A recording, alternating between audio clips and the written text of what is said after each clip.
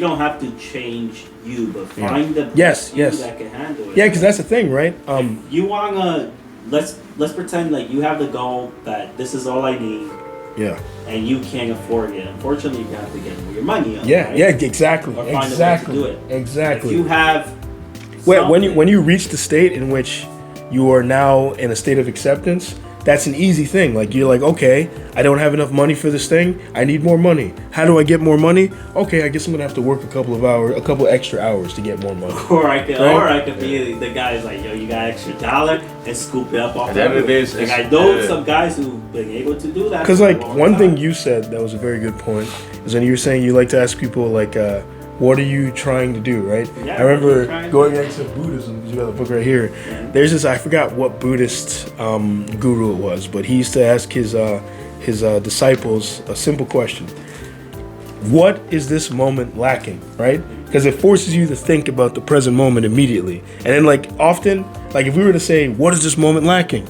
We wouldn't be able to think of it. This moment right now, as we are in, feels good. Oh yeah, we feel real good. We're having a nice conversation. We feel nice, right? All your problems melt away when you try to focus on that distinct moment. If you answer honestly, truly nothing. There's nothing really lacking in a moment. Mm-hmm. What could improve it? What do you desire at the moment? May already be solved with what is lacking. Mm-hmm. Yeah. But for me to desire what is lacking will mean that you're taking yourself out of the moment. It's now permanently altered. Yeah. So Buddhism tends to teach a lot of that aspect. The desire which to is mess why up the moment. They tell you that if you just live your life chasing desire, you will not. You'll not be happy. You will ever. not expand. Yeah. But it's missing something because you have to have desire. Desire isn't right, but also there are certain moments that you need to step up and be what is desired. Yes. Right? Like, am I going to let things go to shit, or can I just come up with some stupid idea to fix it? I'll give you an example. My friend Eddie, one day we're in Delancey, and this gangsterish guy is now. But you gotta make this fast though, because I want to use the last 15 minutes. He starts dancing. He just goes up to the guys like, "Yo, dance battle me right now." None of these guys can dance, but the pride in that guy, just knowing he got to speak back to the cops, versus the fact that some random white guy just challenged you to dance, they just start dance battling in front of the cops. Suddenly, he completely forgot about the fact that he was cursing out the cops, and he's so invested in looking good before the crowd. You start to realize this guy was only arguing with the cops to look good in front of the crowd. Interesting. Right? Because they sell you fantasies. There is nothing cool about flexing on people. No. Right? Okay, so what? There's nothing cool about that. That's actually segues perfectly into our next point. Right. Where it's like, one thing that happens when you're self-improving and that kind of stuff is you start to develop. Well, we all have ego. Yeah. Superiority. You don't want to jerk off your ego. Mm-hmm. And like a lot of the time when people start self-improving, they start doing like pointless things that just feed the ego. Like I was doing that shit for a long time. They feel better than others. Yeah, when I first started self-improving, I would take cold showers every day. I worked out every day of the week. And it's like I did all this shit that made me feel hard. I felt cool, like on some David Goggins shit. Fun with it, it's probably worthless. I like how like the way you the way you structured it. You said don't jerk off your ego, as opposed to not having one. Yeah. I think our ego all makes us who we are, and there's a place for it. But it gets to a point where it it overcomes your entire being. Yeah. And now, people that you're in the presence of, like I said, it's just a matter of like not being able to be around them, or not being able to be relatable, or feel like you're on a different stratosphere. Oh yes. Oh my God. That can happen very easily. Below you is, if they're not on your level, you know what I'm saying, they're inferior. Because what did Tyler Durden say in Fight Club? He said self-improvement is masturbation. Self-destruction is where it is, right? And self-destruction doesn't mean like destroying your body or destroying yourself. It means removing all that unnecessary baggage, all those things that are blocking you from being your true self. The things that make you feel better than others are some of the most critical things that hold you back. Yes. You gotta understand, when people start hitting these ranks of high follower count, high everything, just or not. It doesn't even have to be that outward. Right. Like it can be something as simple as, like I said, where you're taking cold showers and you're like, I knew this guy right at the gym. Like he was there every day lifting, and I remember he said something so fucking stupid to me. He was like, oh, you can never have a rest day. You gotta always give it your all. You gotta give it your all every time you're in here. And I was like, that's how you get injured, you fucking idiot. That's what I remember thinking in my head. It creates the illusion that everything you do is proper and it's proper for everyone, no matter what. Yes. So it's so pure and proper. If this person doesn't do it, they're beneath. They're a beta. I think They're a it's beta. necessary because you'll get the results or. Well, no, I won't say the ego. Goals that you want. I won't say the ego is necessary. I say it's a part of you. So why try to?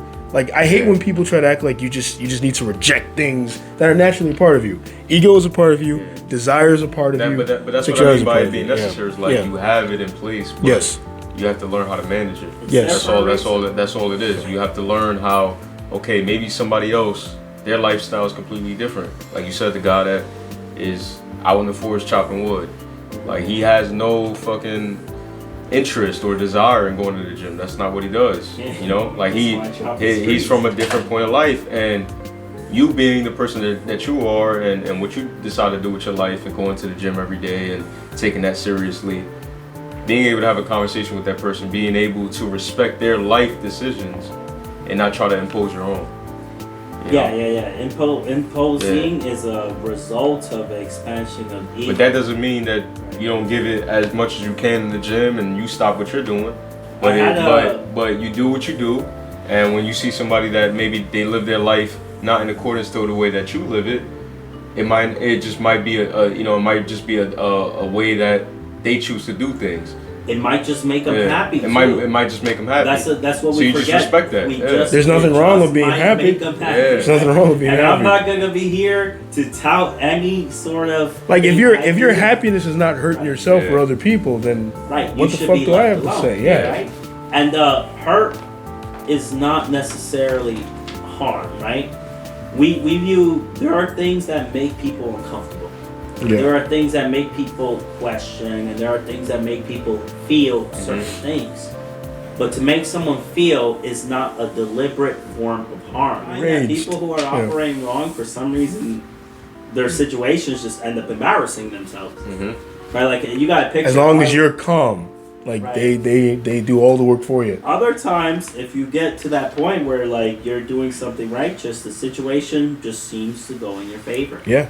Right, I do believe there is an order here, and the order comes from just knowing yourself, knowing the truth, and living that. Right, it doesn't really matter. Honest living, honest action, honest living. The social aspect doesn't matter. If you have your morals and principles, and you stand on it, and you speak your morals and principles, reality just opens up in your own path. Yeah, that's true. Because I'll say, like, when it comes to self-improvement, to forever keep your eye fixed on the North Star, right? But don't forget to look down at the ground to see where you're going, you know? Like, don't get...